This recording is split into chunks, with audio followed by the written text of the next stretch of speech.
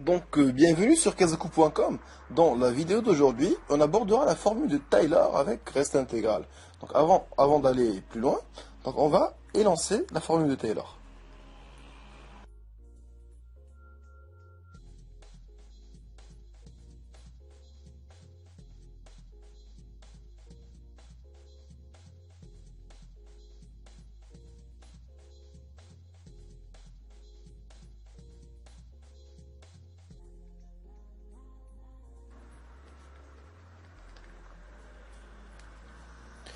Donc, ainsi s'énonce la formule de Taylor avec reste intégral.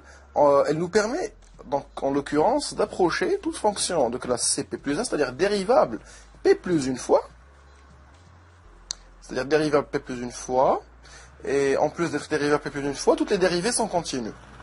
Donc, telle est la définition d'une fonction de classe CP plus 1. Et donc, elle nous permet d'approcher polynomialement toute fonction vérifiant les conditions citées ci-dessus. Et polynomialement, moyennant une erreur, donc qui est estimée à une valeur de la forme suivante. Donc l'intégrale de A à B de fp plus um de t, x moins t puissance p sur p factoriel. Donc cette erreur-là, on va la noter e de x, et on va prouver dans la fin de ce cours pourquoi est-ce qu'elle est égale à cette intégrale.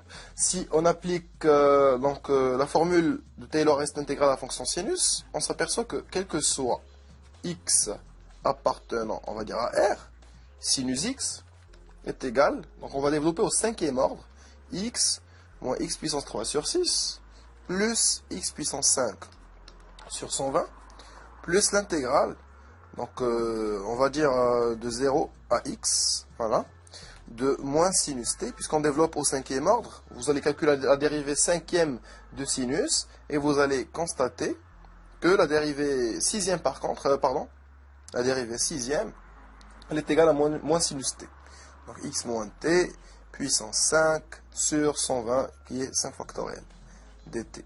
Donc, on va voir, donc maintenant dans ce qui suit, on va essayer de visualiser graphiquement les approximations de sinus par chacune des fonctions suivantes.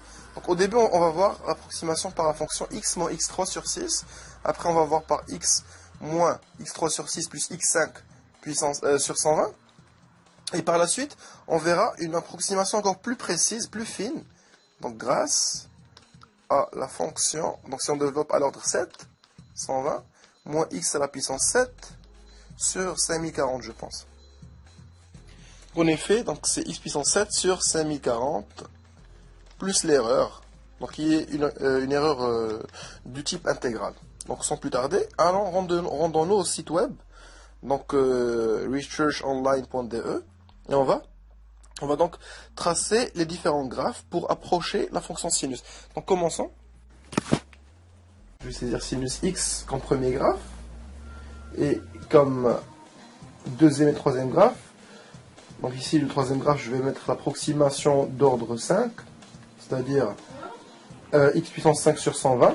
De l'ordre 2, je vais mettre donc x moins 1 sixième x puissance 3. D'accord? Et on va voir à quel point la fonction sinus, elle est rapprochée. Donc la fonction sinus, ça sera la fonction en jaune. D'accord? Je vais mettre en jaune. La fonction polynomiale x moins 1 sur 6 x puissance 3, ça sera la fonction donc en vert clair. Et le troisième graphe, c'est-à-dire le développement de l'ordre 5, le polynôme de degré 5, ça sera en fonction en noir. Dessinons. En fait, le jaune ne paraît pas très bien. Donc je vais changer de couleur en fait. Je vais mettre en rouge. D'accord? Voilà.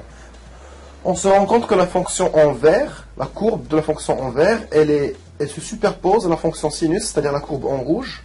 Donc depuis environ moins 1,5 jusqu'au point d'abscisse environ, on va dire, 1,5. D'accord? 1,3 on va dire. Moins 1,3 jusqu'à 1,3. Et pour la courbe donc, de la fonction polynomiale de degré 5, c'est-à-dire la courbe en noir, elle se superpose depuis le point moins 2 environ. Depuis le point, donc le rouge et le noir, c'est environ moins 2 jusqu'au point 2. Rouge et noir. D'accord? Donc elle est plus précise, elle approche de manière plus précise. Maintenant on va voir, on va comparer entre la fonction, le polynôme de degré 5 et le polynôme de degré 7, c'est-à-dire le développement d'ordre 7 avec la formule de Taylor S intégrale. Donc on va le tracer cette fois-ci on va dire en rose, non, en rose c'est pas clair, on va mettre le bleu foncé. Ok, on va dessiner. Maintenant on se rend compte que le bleu, il est superposé au rouge dans une intervalle de plus grande, de plus large amplitude. D'accord?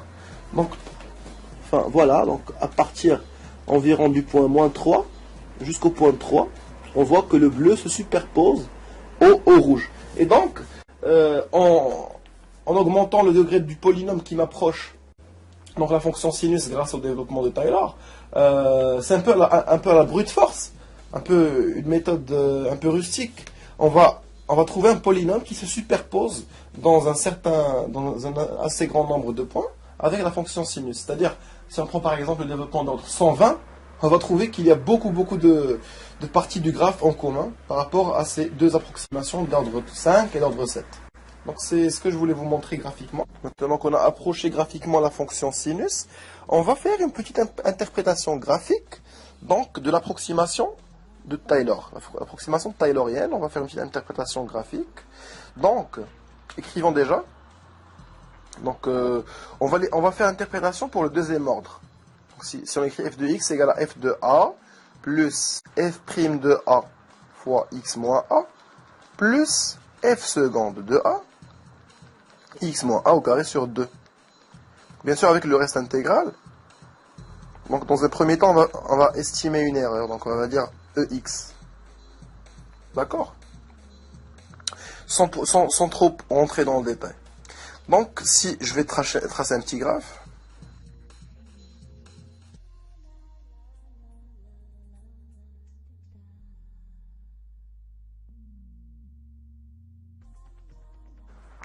Donc une fois que j'ai tracé mon petit graphe, on va mettre en avant donc, les hauteurs, c'est-à-dire f de b et f de a. Donc la projection de ce point-là sur l'axe des ordonnées, ça me donne f de a, la même chose pour f de b, la même chose pour f de a. D'accord? Donc on va les tracer cette fois-ci à la main. Donc ça me fait f de b. La hauteur, elle me fait f de b. Et cette petite hauteur-là, elle me fait f de a. Donc au premier ordre, le développement de Taylor peut se lire f de x est égal à f de a. Bon, dans mon cas là, x égale à b. D'accord? Donc si on prend x égale à b, on va trouver que, donc au premier ordre, mon f de b, l'approximation donc faite par la série de Taylor, elle me fait f de b est égal à f de a. Donc c'est très grossier comme approximation. Par contre, essayons de passer à l'ordre supérieur, c'est-à-dire à l'ordre 1. Et donc, f' de a x moins a, il me représente quoi en fait? Il me représente, donc f' moins a, il me représente le coefficient directeur donc, de la tangente au point A. Et si je multiplie par b moins a, ça me fait naturellement cette hauteur. f' de a, b moins a.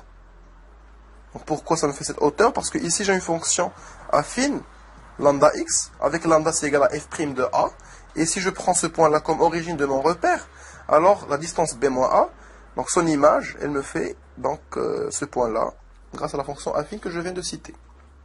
Et donc, toute cette partie-là que je n'ai pas encore pu approcher par le développement de Taylor, elle m'est donnée par cette partie de l'égalité. C'est-à-dire la dérivée seconde plus donc l'erreur. Donc la dérivée seconde et l'erreur ne peuvent pas être donc, interprétées géométriquement comme ça.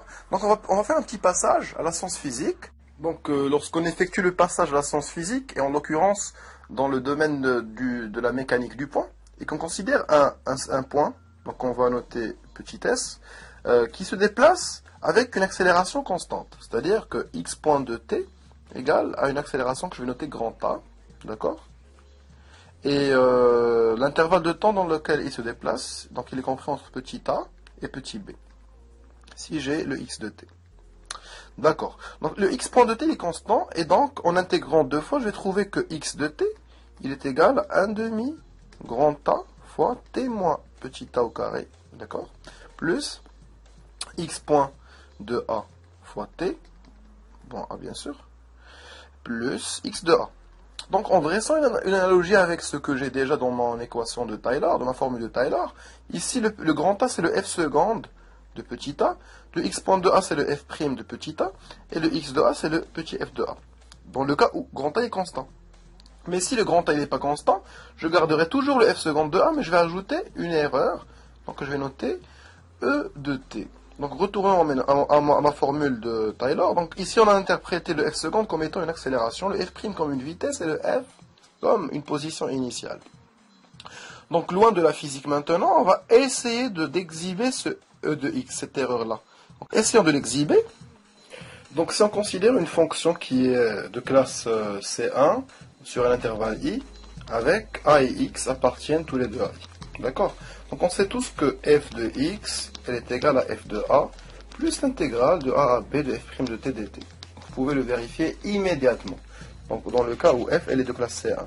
Et si f est de classe C2, à partir de ce que je viens de démontrer, donc que f de x me vérifie toujours cette équation-là, cette égalité-là, et donc je vais procéder à une intégration par partie, d'accord, en considérant dans mon intégration par partie, le u est égal à f', et le v est égal à dt. Donc, en considérant ceci, je vais trouver que f de x est égal à f de a, plus la différence. Donc le v' est égal à dt. Donc si le v' est égal à dt, alors le v, moi je prends le v est égal à t moins x. D'accord?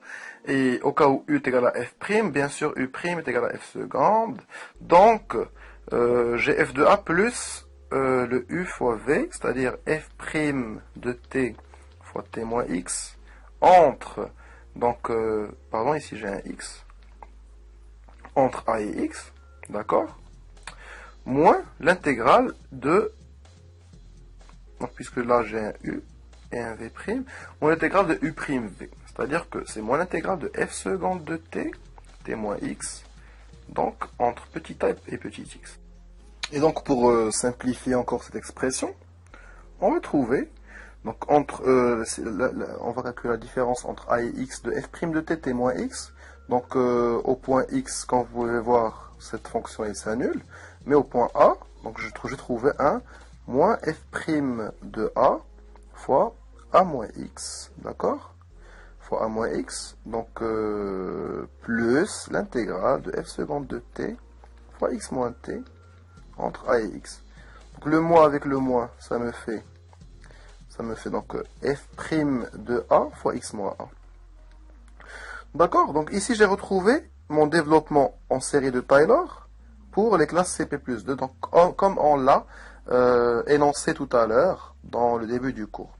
Et donc en procédant ainsi, pour chaque itération, en intégrant par partie, donc cette partie-là, l'intégrale, donc si on a une fonction de classe, si f elle appartient à CP+1 de i, d'accord, alors je vais trouver le développement en série de Taylor de f, c'est-à-dire que f de x est égal à la somme de f km de a, x moins a puissance k sur k factoriel, donc k allant de 0 jusqu'à p, plus l'intégrale. Donc je vous invite à le prouver par récurrence, donc en reposant sur le même principe que l'on a énoncé ici, c'est-à-dire en intégrant par partie, donc l'intégrale du développement en Taylor, en série Taylor, donc de f, en considérant f, si on veut prouver que f est développable comme étant une fonction de classe CP+1, on la développe comme étant une fonction de classe CP, et on va trouver donc par récurrence notre formule de Taylor avec reste intégrale. Donc j'espère que ce cours a été à votre goût, et en espérant vous revoir dans de nouveaux cours de keizaku.com.